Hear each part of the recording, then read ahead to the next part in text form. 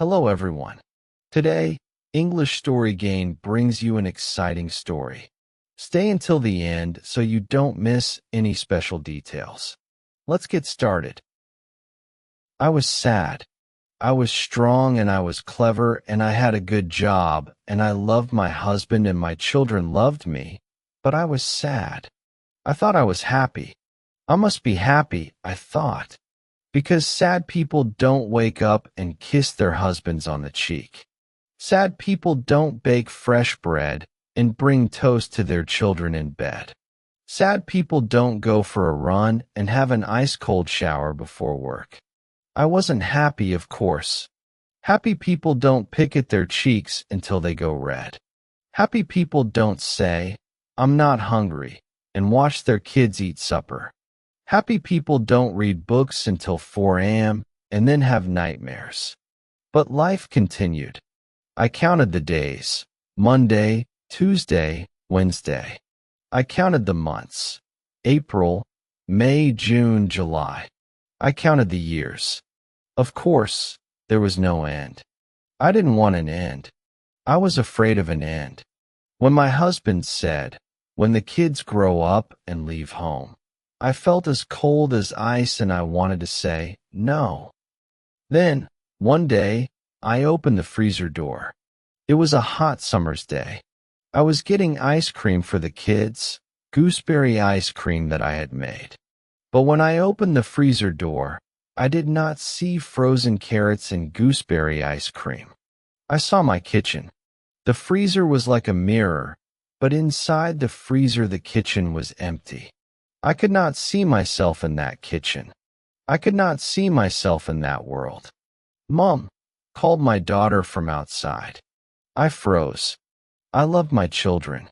I would close this door and open it again, and then the strange mirror kitchen would be gone, and I would see the frozen carrots and gooseberry ice cream, and everything would be normal. I started to close the door. "Mom," called my son. My hand stopped. I looked behind me. I saw my children for a second. I saw the love in their eyes. Then I climbed into the freezer and shut the door. "I'm sorry," I said, but my words were eaten by the ice.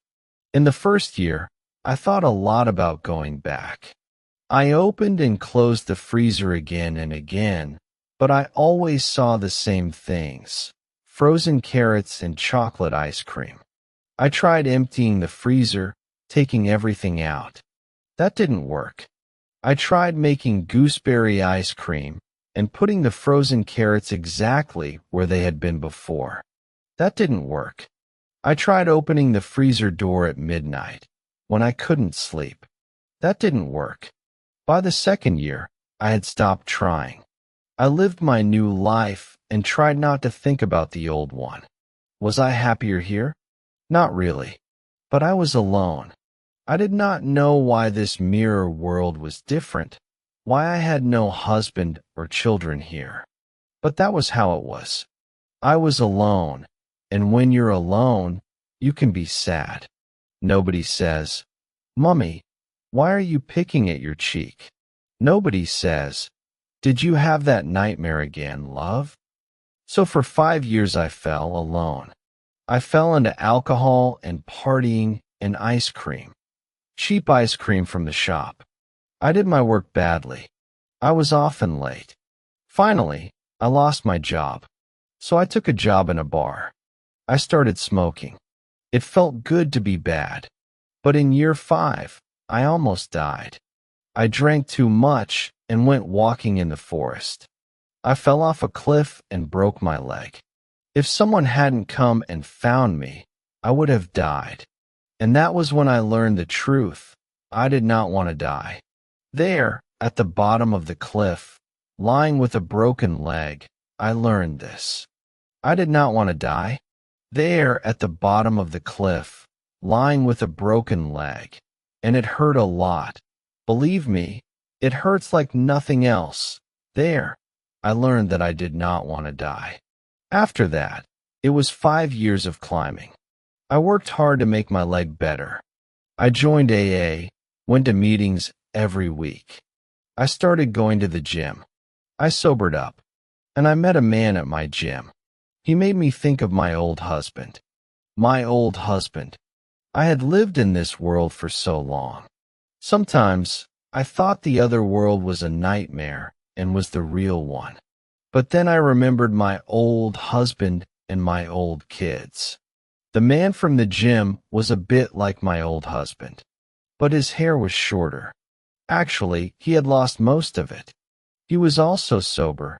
He had stopped going to AA years before. He didn't need it anymore. We talked a lot about being sober. Alcoholics always talk a lot about being sober or not being sober. He was older than me, but I liked that. We both knew we were too old to have kids. And really, we didn't want kids. Slowly, this new man moved his things into my house, and by the end of the year we were living together. It was nice. We had both been sad, and we had both fallen off a cliff, and now we stood together in a safe place. Slowly, I stopped thinking about the other place, the old place. This world became the real one, and the old place became the mirror world. One hot summer's day, we were sat in the garden reading. "Shall I get us a drink?" I said.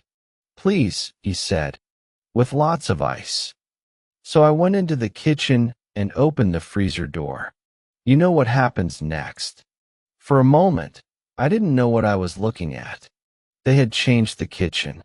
There was a new floor, and they had painted the walls.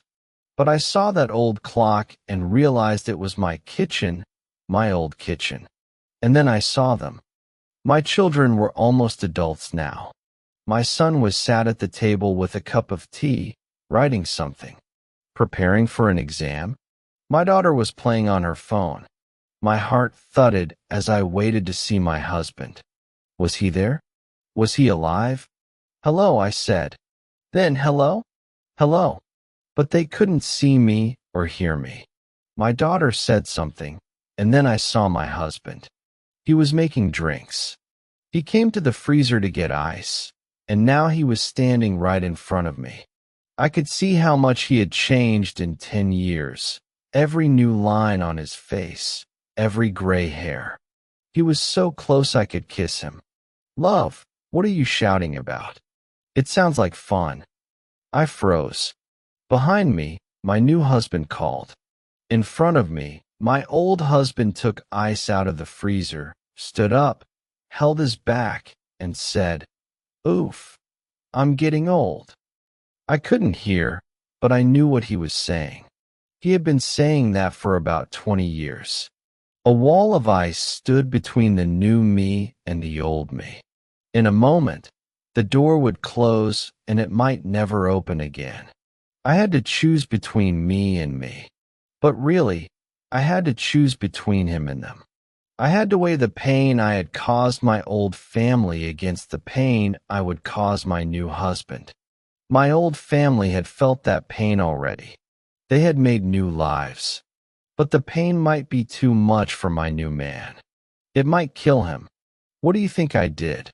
Did I go back to my old family, say sorry, tell them I was too sad and I had to leave? Did I leave my new husband out in the sun, throw him down a cliff so that he would never know what happened to me? Or did my old husband close the freezer door and make that decision for me? What I really wanted was to stay there. I wanted to stay in front of the freezer door and never close it. I wanted to stay in front of that mirror, to watch my old life and stay in my new life. I wanted to freeze that feeling, that horrible decision, and never move. This is when I am happiest. Maybe this is the only time I have been happy in both my lives. Every decision I could make was both right and wrong. I could choose to go or choose to stay, and I would be loving someone and hurting someone else. Both worlds were perfect mirrors, so why not live between them? We think that pain is heavy. We say that pain weighs more than anything in the world. But in that moment, And only in that moment, I was as light as air.